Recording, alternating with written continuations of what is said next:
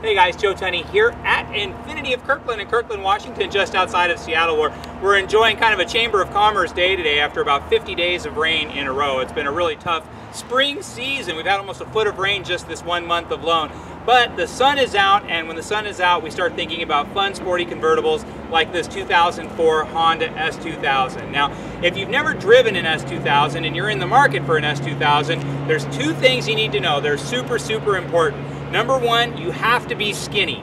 And number two, you cannot be fat. There's just no other way to say it. It's just a very, very petite proportioned car. But if you can fit inside of those petite proportions, it's one of the most fun cars in the world. And I don't mean that for small cars or for inexpensive cars. I mean for all cars. Ferraris, Vipers, old collectors' cars, whatever it is, the Honda S2000 stands tall with the very most exciting cars ever made. It's essentially a near hand-built car, built at the same factory in Japan as Acura's NSX, and it's something that is not a profit center by any stretch of the imagination for Honda. In fact, I'm sure they actually lose money ultimately on every one of these that they have sold. However, it has brought a lot of brand awareness and a lot of image and class to the brand of Honda, and is really one of the cool collector's cars ever. And if you're thinking about something that doesn't cost a lot of money that genuinely could appreciate significantly in value, the S2000 is definitely the way to go.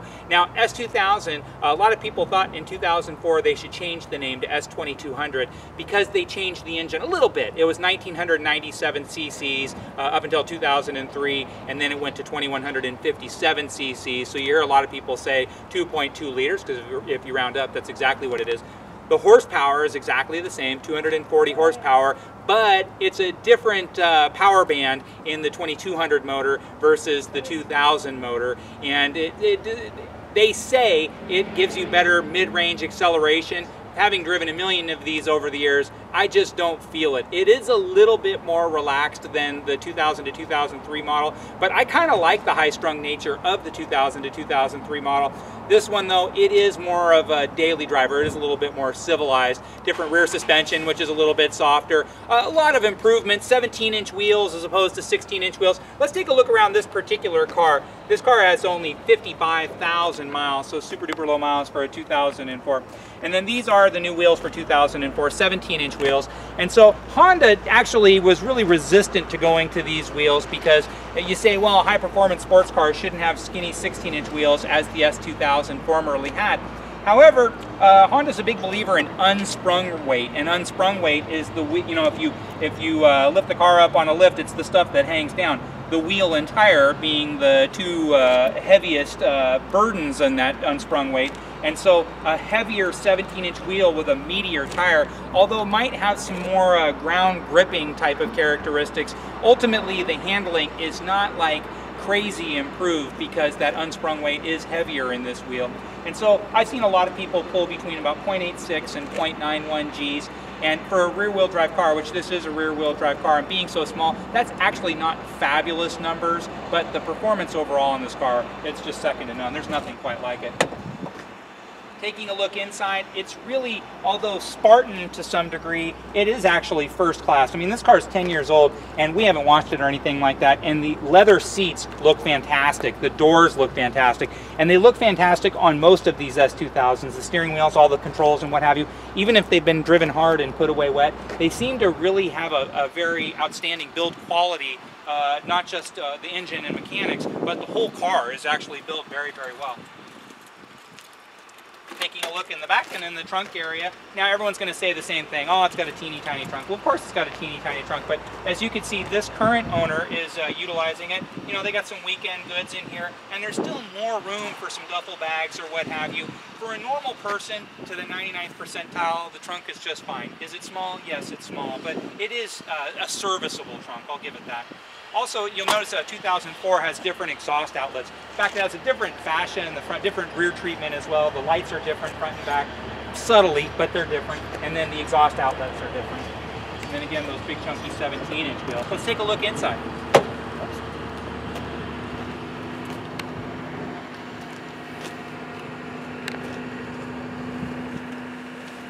Now, a lot of people will compare this to the Mazda Miata, and anybody who does knows absolutely nothing about cars.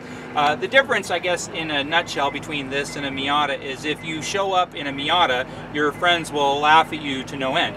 If you drive down the road in an S2000, everyone's going to turn their head and be like, oh my God, that's one of those S2000s. That's the big difference. Nobody wants to be seen in a Miata. Everybody wants to own an S2000. Now this also, unlike the Miata, has a power roof, and so let's turn it to the accessories on position. You do need to have the e-brake up to make the power top work, but that's not that big of a deal. I'll turn it on as well. So it's push button start, which is pretty cool, and then give it a little bit of gas.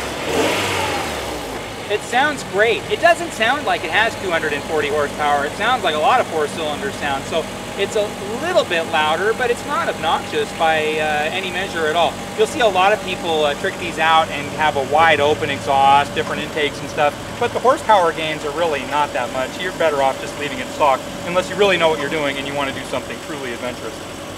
They all come the one way.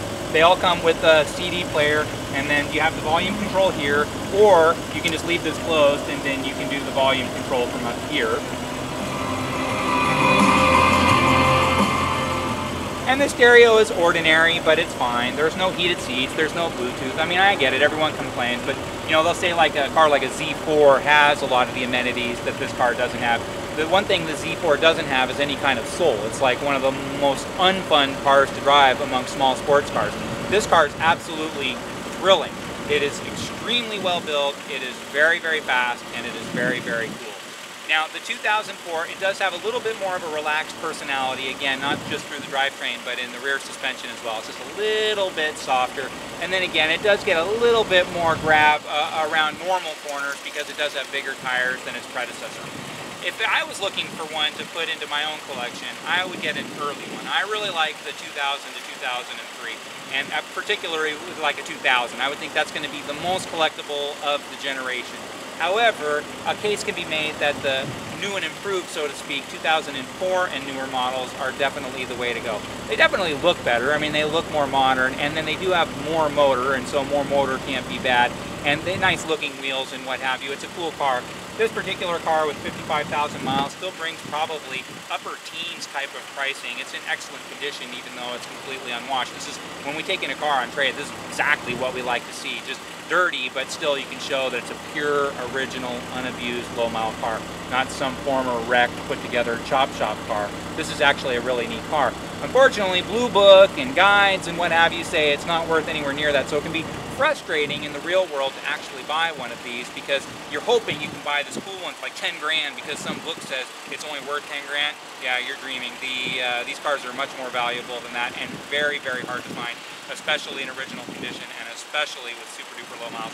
This is a really neat car. This particular car is a really neat car. I love the red color. I love the black interior. They've gone a little bit adventurous. They've had some blue interiors. They've had some red interiors.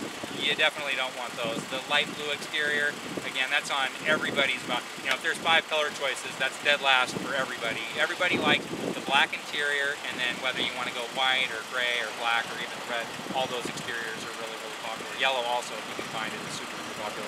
If you have any questions about this car or any of the cars we have here at Infiniti of Kirkland or S2000s in general, please don't hesitate to give me a call. My name is Joe Tunney. I'm the sales manager here at Infiniti of Kirkland. You can call me anytime, 425-821-1600, or just drop me an email at joet@infinitiofkirkland.com.